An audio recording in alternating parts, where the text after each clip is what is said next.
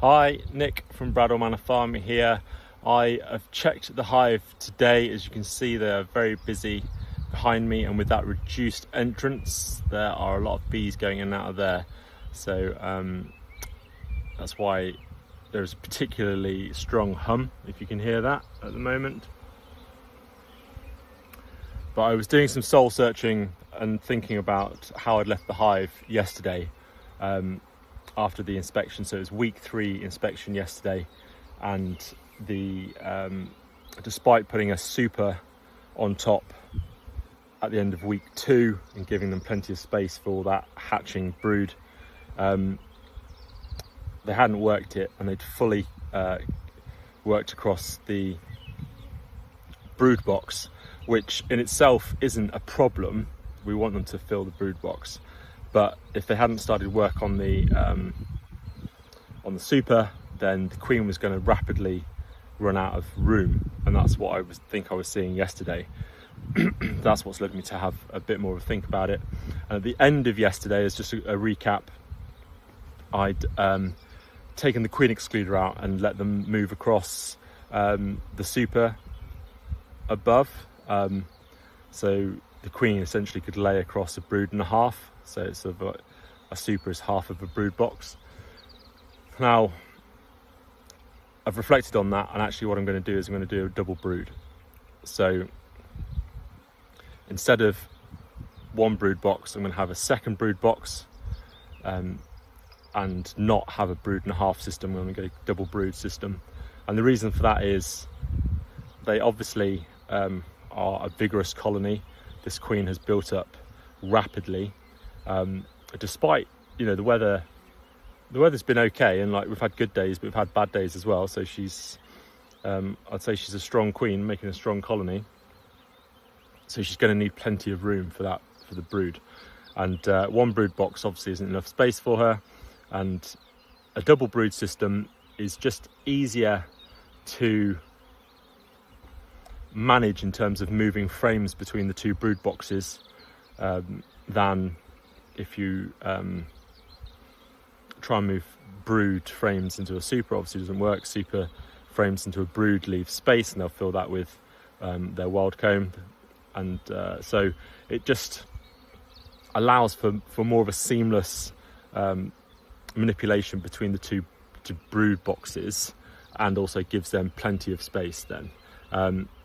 Later on in the summer, I'll be able to reduce down back to a single brood box, so they are in one brood box nest for the winter.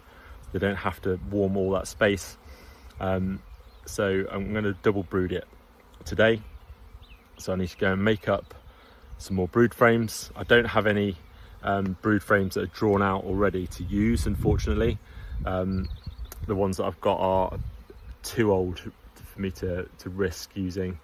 So I'm going to make up some new ones, and then my plan is to take off that super, make sure the queen's not in it, introduce a second brood box on top of that first brood box, but move 2 frames from the brood nest in the lower brood box into the top one, and put move some new foundation from the second brood box down, and then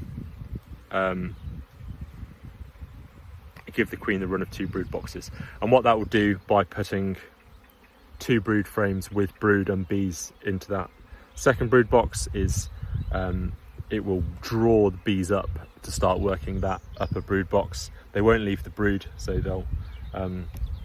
they'll start working at that level, and it will draw them up, which they didn't do last week. So I'm going to move them forcibly into that second level, and by using a second brood box, I just give them a bit more room. So that's the plan. It will be floor brood box 1, new brood box, queen excluder, so it's just in place, crown board, roof, and then we'll see how that goes on. The other thing I'm going to do today is, because I am worried about how full they were, is I'm going to have a really good look for any queen cells, just in case they are thinking about swarming. I can increase my frequency of inspections to see whether this works and whether they settle into it. If they've already made the decision they want to swarm and are making queen cells, swarming queen cells, then it can be hard to nudge them out of that mindset. But I want to try and do that by increasing if they have started thinking about swarming, by increasing my frequency of inspections to maybe like every 5 days, just so I can stay on top of it. And so that means I have to do a very thorough inspection to make sure I get all the queen cells, if there are any. So that's the other thing in my plan today. Let's see how we get on.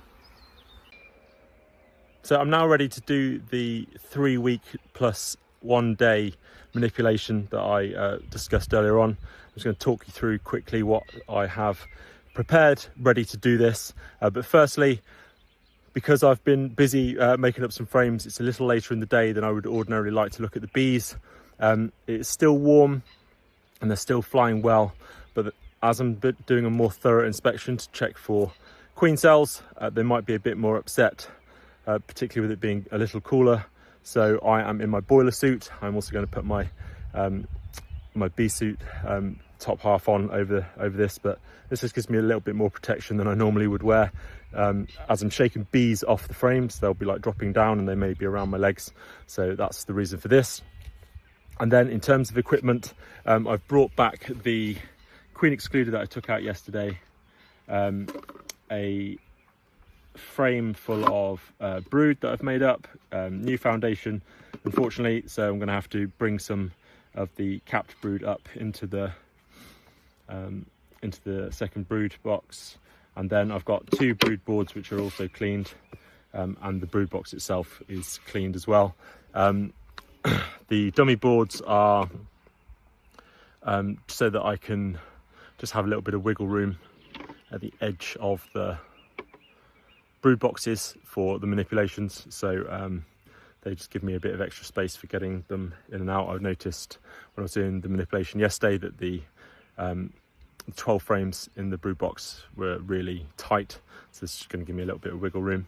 And also I have this tray, as I'm going to do a sort of more thorough inspection and clean probably most of the sort of burr comb, wild comb off the bottom of the frames looking for queen cells. I'll probably take off some drone cells as well that I've made down there, and that can go into that, so allow me to work quickly but not drop my scrapings all over the apiary. So keeping in mind that we want a tidy and hygienic apiary at the same time.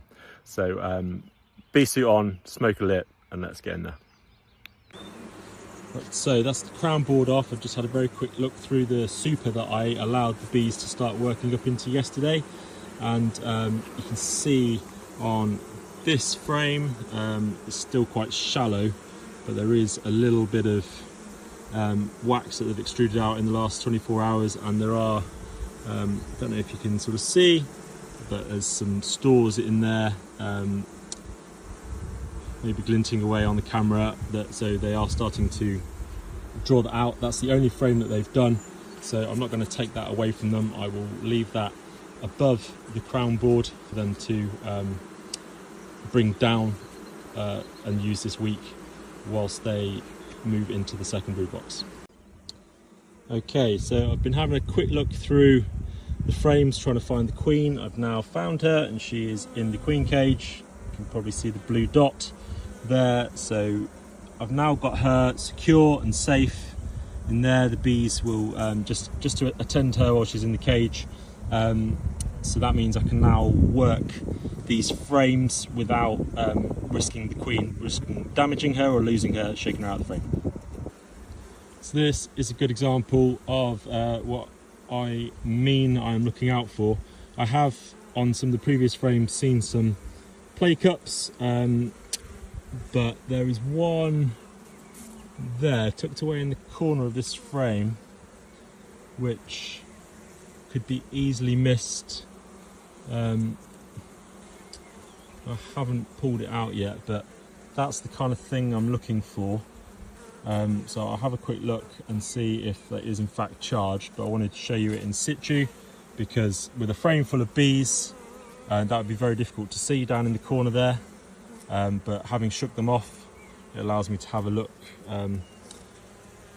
much more thoroughly.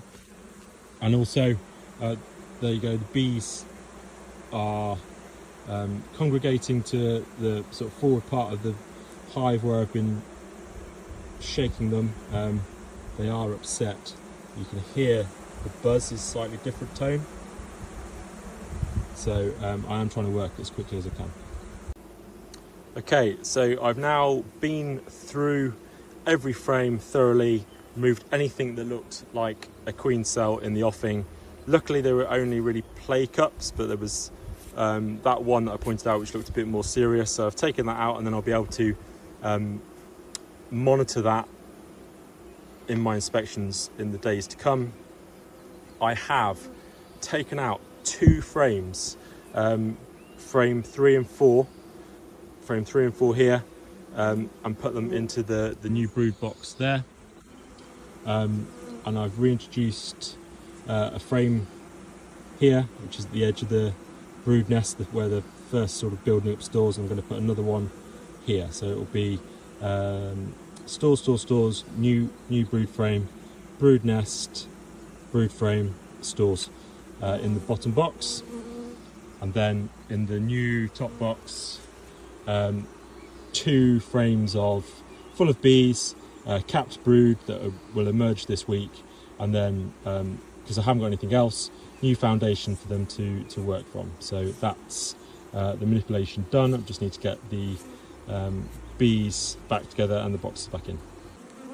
So that is the brood box 1, the bottom brood box, now reassembled with dummy board, 2 of the existing brood frames, new brood frame, brood nest, new brood frame, and then stores to the end there. Ready for the second brood box to go on top, and I'm just about to put the queen back in, so I'll do that now.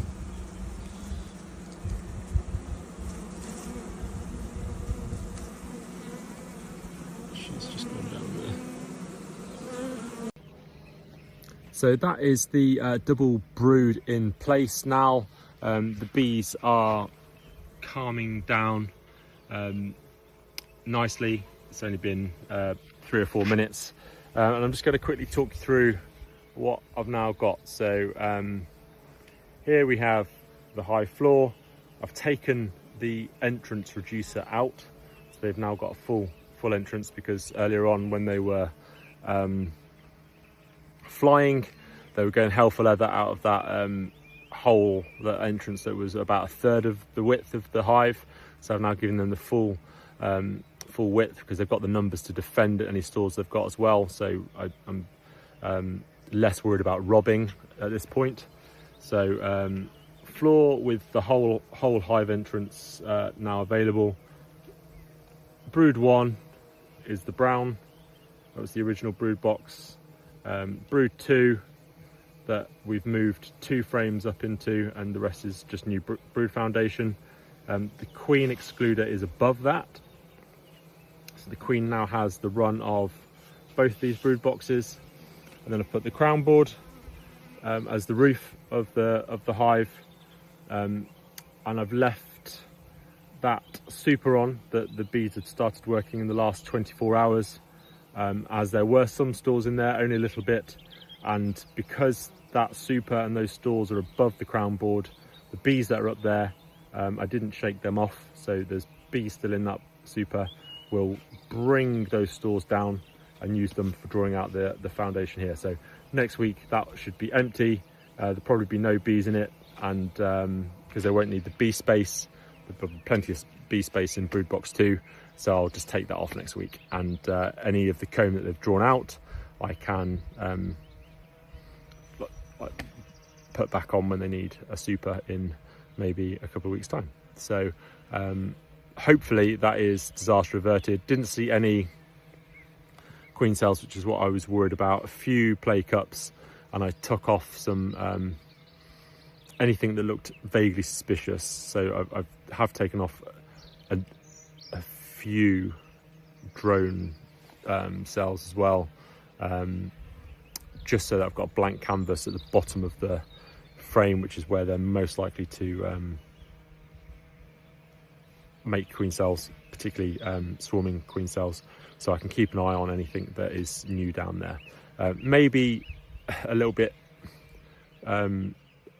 not heavy-handed is the wrong word, but maybe I've gone a little bit overboard in terms of taking out some of that drone comb that I knew wasn't queen cells, but I've sort of moved it. Removing that has given me a clear bottom of the frame to know that now anything new down there I can look at a bit more closely, and I will probably inspect these in 5 days rather than 7.